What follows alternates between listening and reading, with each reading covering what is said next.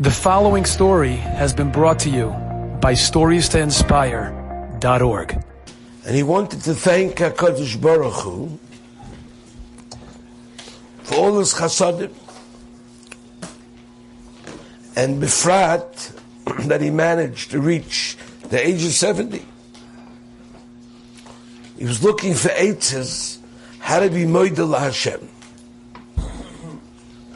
So he called up his good friend who lives in Eretz Yisrael, and he asked him the following eitzah: find me, please, 10 Talmidei Chachamim who already passed the age of 70, and they married off their children, and they have chayvus still left from the old days, and I'm going to pay up all the chayvus.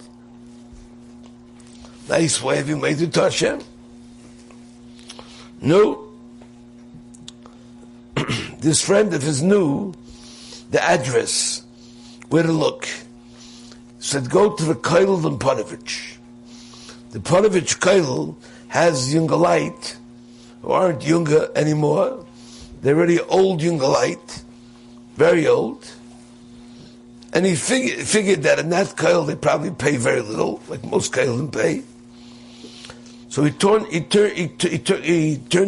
the guy up who's in charge of giving out the chalukah, the money geld, the geld over there in that Koilel. And he said to him, could you give me a list of 10 Yungalite that they're above 70 and they married off their kids? Yeah. He got a list. The Gvir came flying from America to Eretz Yisrael, and he decided he wanted to take care of his project quickly. So he made meetings with 10 of the Yungalite whose name were mentioned on this Rishima. No, after the niceties, who are you? Where are you from? What's your name? He says, how old are you?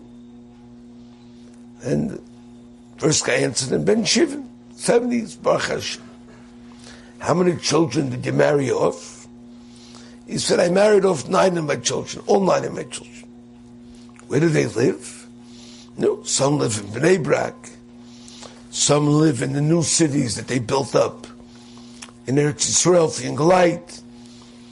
Some live in little yeshuvim that have a frum kehila. Baruch Hashem. None of them are living without a roof over their head. No. What's the amount of chayvus that you amassed from the 9 marriages? The guy said, the only chayv that I have is in the grocery store.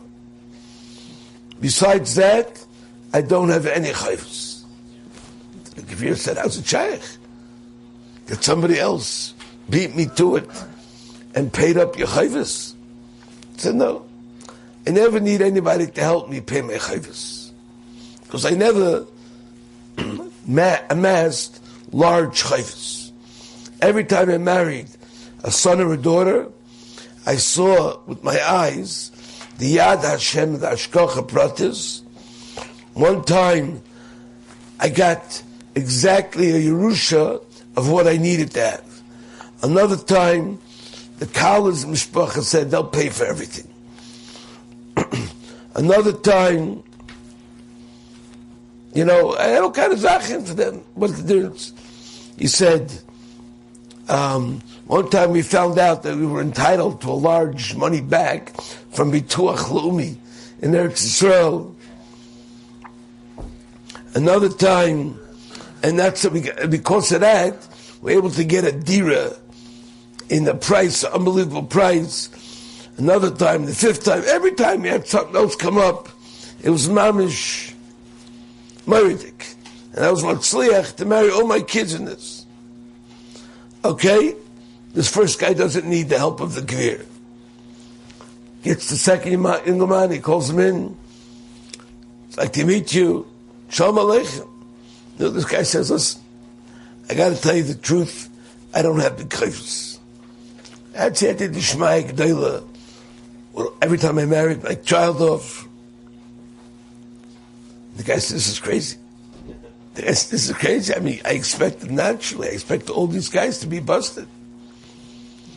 A Yid told me, if you see a Yid 70 years old plus in Eretz Yisrael, he's smiling.